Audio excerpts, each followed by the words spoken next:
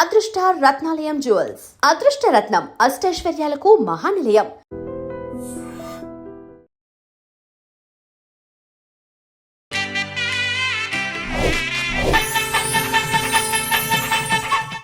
ఐడ్రీమ్ ప్రేక్షకులకు నమస్కారం. నేను ఉదయశ్రీ. మన భారతీయులకు ఎన్నో పండగలు, ప్రతి పండగకి కూడా ఒక విశిష్టత ఉంటుంది.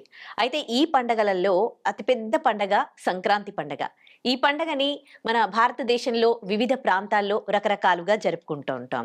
అలాగే తెలుగు రాష్ట్రాల్లో ముఖ్యంగా ఇది చాలా చాలా పెద్ద పండగ, చాలా రకాలుగా జరుపుకుంటూ ఉంటారు. అటు ఆంధ్రాలో కానీ ఇటు తెలంగాణలో కానీ ఈ పండగ యొక్క విశిష్టత మనకు తెలియజేయడానికి, అలాగే సైంటిఫిక్ రీజన్ కూడా ఉంటుంది ప్రతి పండగకి. దాని గురించి కూడా తెలియజేయడానికి మనతో ఉన్నారు మంతా మాధురి గారు. మాట్లాడదాం. నమస్తే అమ్మ, welcome to our studio. Okay, Bhogi పండుగ గురించి లాస్ట్ వీడియోలో చాలా చాలా బాగా చెప్పారు. మరి సంక్రాంతికి ఎలాంటి విశిష్టత ఉంది, దీని వెనకాల ఎలాంటి పురాణాలు ఉన్నాయి చెప్తారా? తప్పకుండా. ఇప్పుడు భోగభాగ్యాల భోగి అనుకున్నాం. సంక్రాంతి సిరి సంపదలనిచ్చే సంక్రాంతి అంటారు. ఎందుకంటే నిన్నే చెప్పుకున్నాం కదా, పంట అంతా చేతికొస్తుంది అంటే ధాన్యలక్ష్మి కదా. సో ధాన్యలక్ష్మి అంటే ధనలక్ష్మి వచ్చినట్టే కదా, లక్ష్మీదేవి చేతిలో ఉన్నట్టే కదా అదనమాట. అయితే ఈ సంక్రాంతి నార్మల్ గా జనవరి 14 గాని 15 గాని వస్తుంది. చెప్పాను కదా నిన్ననే, జస్ట్ ఒక రోజే తేడా ఉంటుంది. ఈసారి జనవరి 15 వచ్చింది. అయితే దీని తాలూకా విశిష్టత ఏంటంటే, ఈ సంక్రాంతి సంక్రమణం అంటే పొందడం అని అర్థం. అలాగే సంక్రాంతి అంటే నూతన కాంతి అని అర్థం. ఇంకా చెప్పాలంటే సంక్రమణం అంటే సూర్యుడు ఒక రాశిలోంచి వేరే రాశిలోకి వస్తాడు కదా. ప్రతి నెల సంక్రాంతులు వస్తూ ఉంటాయి. అంటే ఒక రాశి నుంచి వేరే రాశిలోకి సూర్యుడు ప్రయాణం చేస్తూనే ఉంటాడు. అయితే ఇప్పుడు ఏంటంటే ఈ సంక్రాంతికి అంత ప్రత్యేకత ఎందుకంటే సూర్యుడు ధనస్సు రాశిలో వచ్చి మకర రాశిలోకి ప్రవేశిస్తాడు. మనం ఏం చెప్పుకున్నాం, భోగి నాడు అదే దక్షిణాయనంలో ఆఖరి రోజు అని చెప్పుకున్నాం. ఇప్పుడు ఏంటి, సంక్రాంతి నాడు ఉత్తరాయణంలో తొలి రోజు. అంటే సూర్య గమనం ఉత్తరాయణం అంటే ఉత్తరం వైపు. అంటే నీకు మొన్నటి వరకు సదరన్ హెమిస్ఫియర్ లో ఉన్నారు కదా, ఇప్పుడు నార్థన్ హెమిస్ఫియర్ వైపు ప్రయాణం చేస్తాడు. అంటే భూమి తాలూకా ఉత్తరార్ధ గోళంలో సూర్య తాలూకా సంచారం ఉంటుంది. క్రమక్రమంగా మనకు ఉష్ణోగ్రతలు పెరగడం, పండగ అయిపోయి చలింకి వెళ్ళిపోయినట్టే కదా, నెమ్మదిగా ఉష్ణోగ్రతలు పెరగడం, సీజన్ లో మార్పులు అన్ని వస్తాయన్నమాట. ఈ సీజన్ నార్మల్ గా ధ్యానానికి, పూజలకి, శుభకార్యాలకి. నార్మల్ గా చూస్తే మనం ఫిబ్రవరిలో మాఘమాసం అంటాం, బోల్డ్ అని పెళ్లిళ్ళు, గృహప్రవేశాలు అన్ని చేసుకుంటాం. అదనమాట.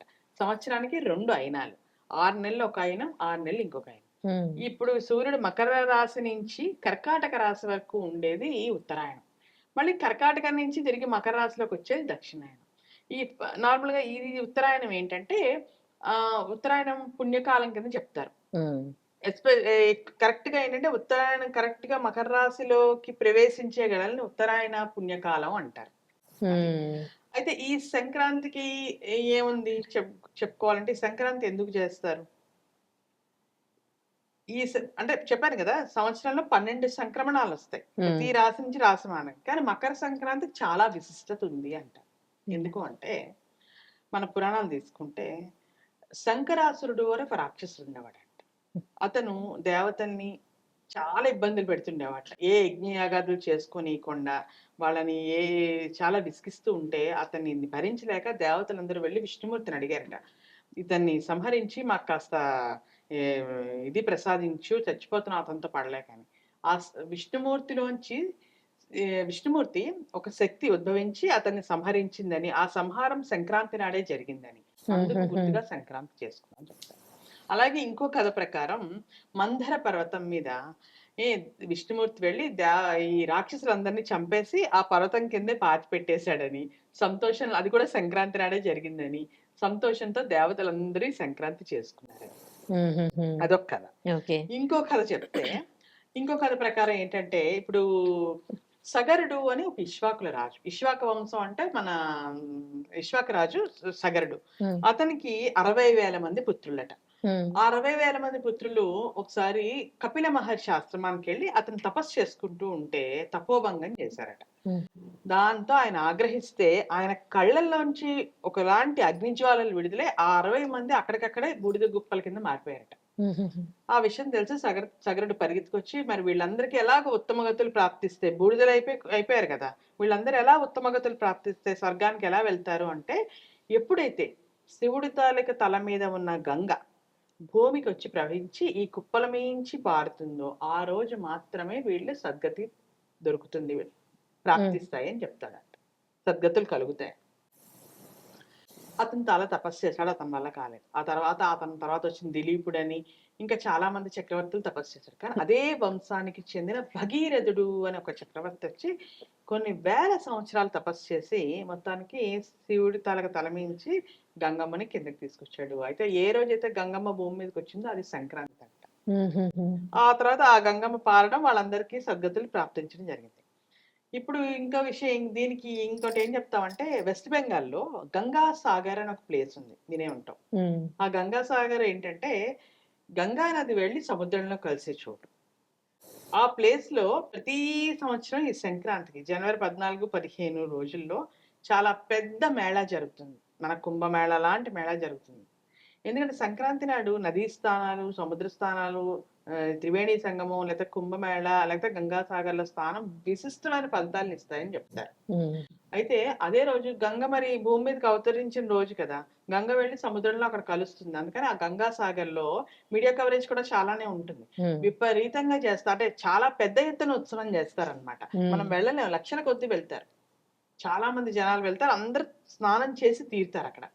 అది ఇకపోతే నెక్స్ట్ ఇంకా ఈ పొంగల్, అదే మీన్ సంక్రాంతి నాడు ఇంకో చెప్పుకోదగ్గ విషయం ఏంటంటే ఆ భీష్మ పితామహుడు అతనికి ఎప్పుడు కావాలంటే అప్పుడు మరణించే వరం ఉంటుంది. అవును.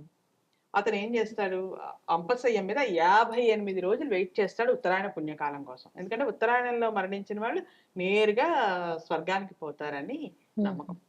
అందుకని అతను ఉత్తరాయణ కాలం కోసం వేచి ఉన్నాడట 58 రోజులు అంపశయ్యం మీద.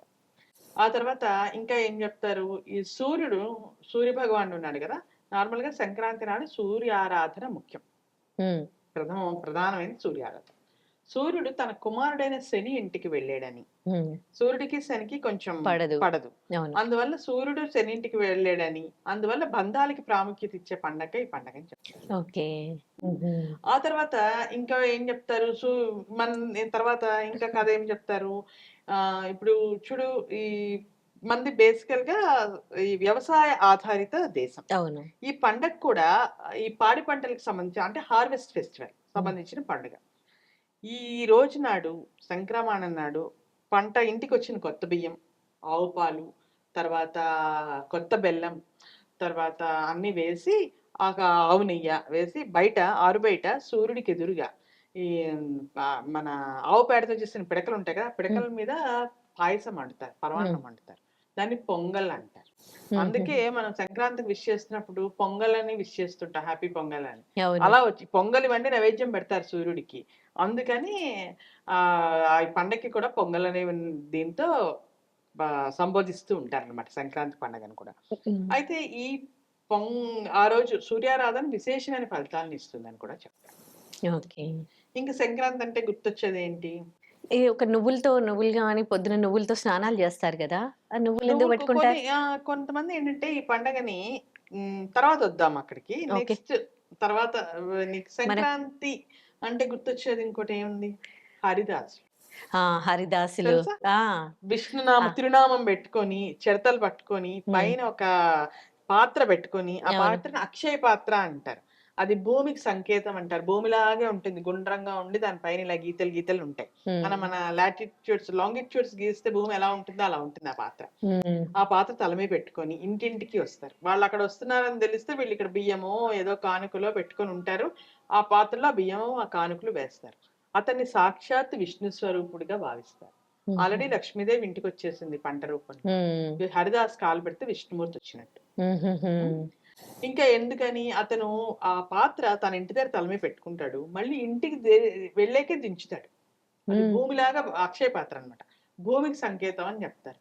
అతను మనం వెయ్యాలంటే భిక్ష అతను వంగి తీసుకుంటాడే తప్ప పాత్రని కింద పెట్టాడు.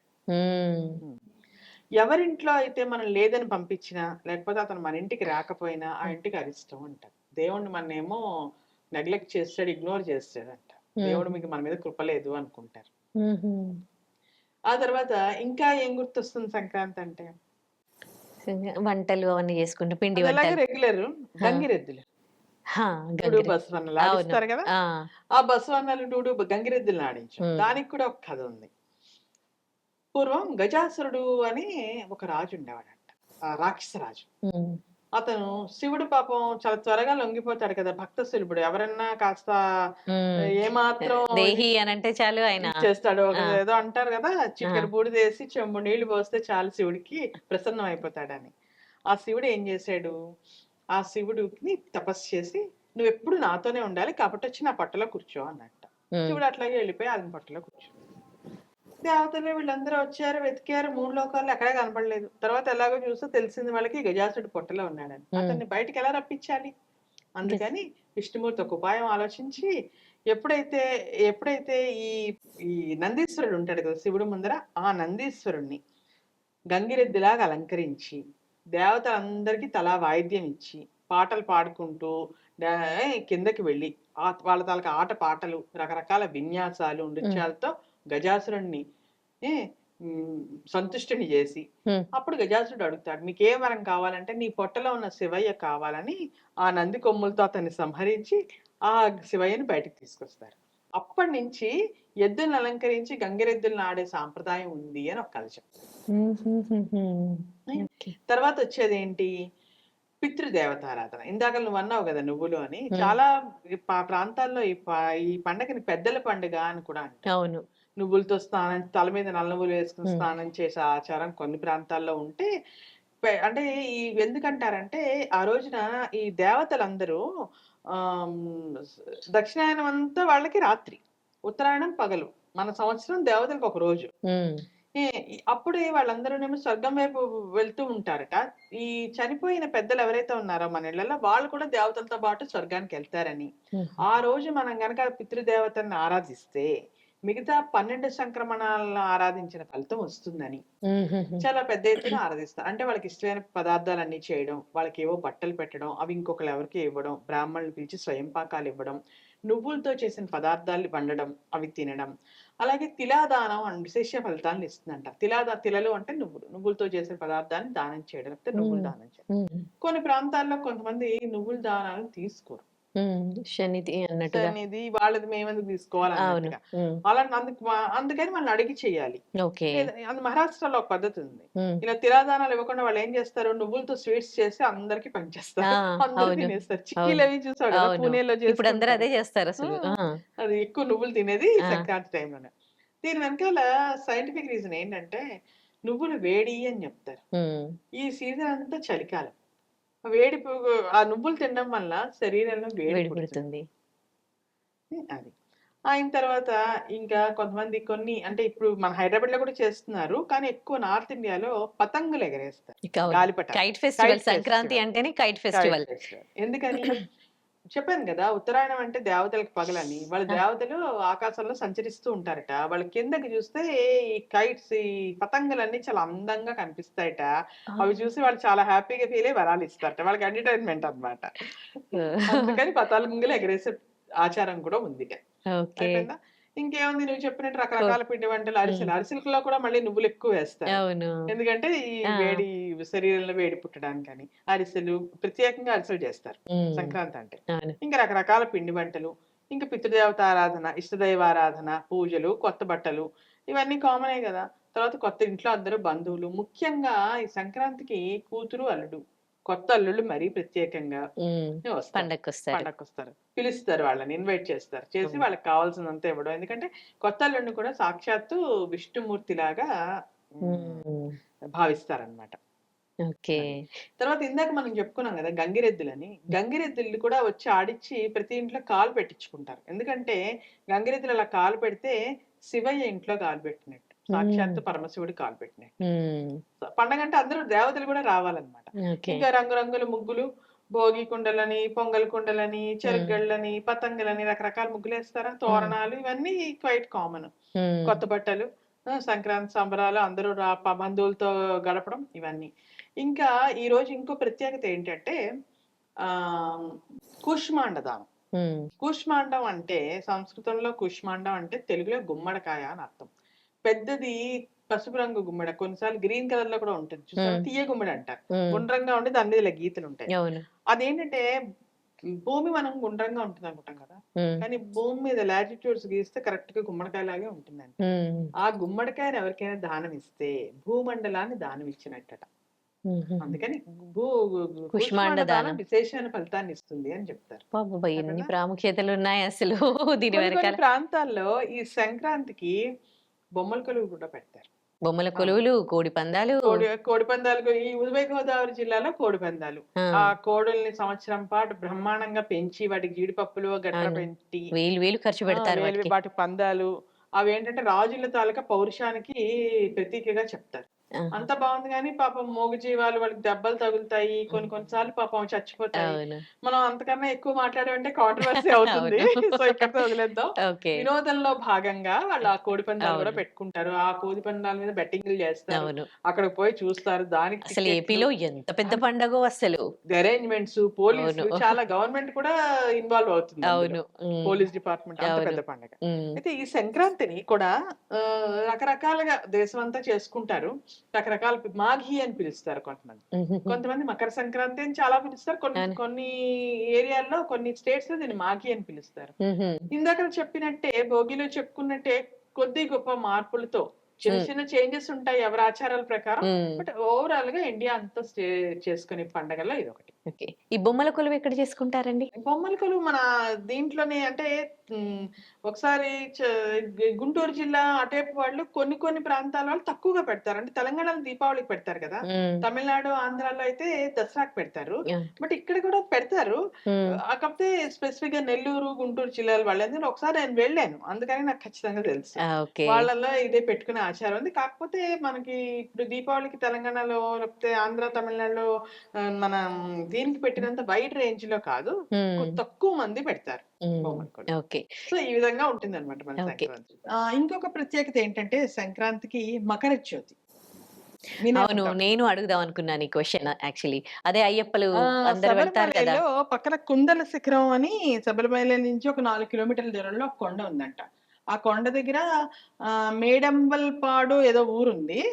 ఆ ఊర్లో ఈ మకర జ్యోతిని వెలిగిస్తారు ప్రతి ఏటా సంక్రాంతి. కరెక్ట్ గా ఉత్తరాయణ పుణ్యకాలం అని చెప్పాను కదా, అంటే సూర్యుడు మకర రాశిలో ప్రవేశిస్తాడు, ఆ టైంలోనే వెలిగిస్తాడు.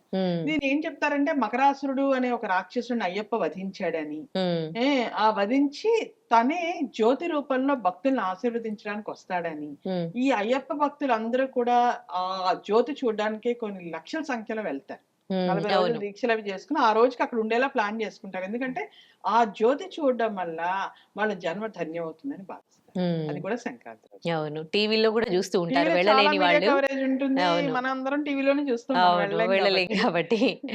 ఈ పండుగలన్నీ మనం పట్టణాల్లో ఇలాంటి నగరాల్లో కాకుండా గ్రామీణ ప్రాంతాలకు వెళ్ళి ఎంజాయ్ చేస్తేనే పూర్తిగా అనుభవంలోకి వస్తాయి. అవును, అంతెందుకు మన హైదరాబాద్ రోడ్లన్నీ ఇప్పుడు మొదలెడతారు కదా, ఆ రోజు ఆ 3 రోజులు హైదరాబాద్ లో జనాలు ఎవరు ఉంటారు, ఖాళీ అయిపోతుంది. మళ్ళీ తిరిగి వచ్చేటప్పుడు ట్రాఫిక్ జామ్లు ఉంటాయి. అవును, అంత హైదరాబాద్ మొత్తం ఖాళీ అవుతుంది, రోడ్లన్నీ సూమ్సామ్ కనిపిస్తాయి. మామూలే. అదే, అంటే గ్రామాల్లో అంత బాగా సెలబ్రేట్ చేసుకుంటారు కాబట్టి ఆ పండుగను ఎంజాయ్ చేయడానికి ఊళ్ళకి వెళ్తూ ఉంటారు. చాలా చాలా బాగా చెప్పారు సంక్రాంతి పండుగ యొక్క విశిష్టత గురించి. చాలా చాలా ధన్యవాదాలు. ఈ విశిష్టత తెలుసుకుని అందరూ కూడా సంక్రాంతిని చాలా బాగా సెలబ్రేట్ చేసుకోవాలని కోరుకుంటూ థ్యాంక్ యూ సో మచ్.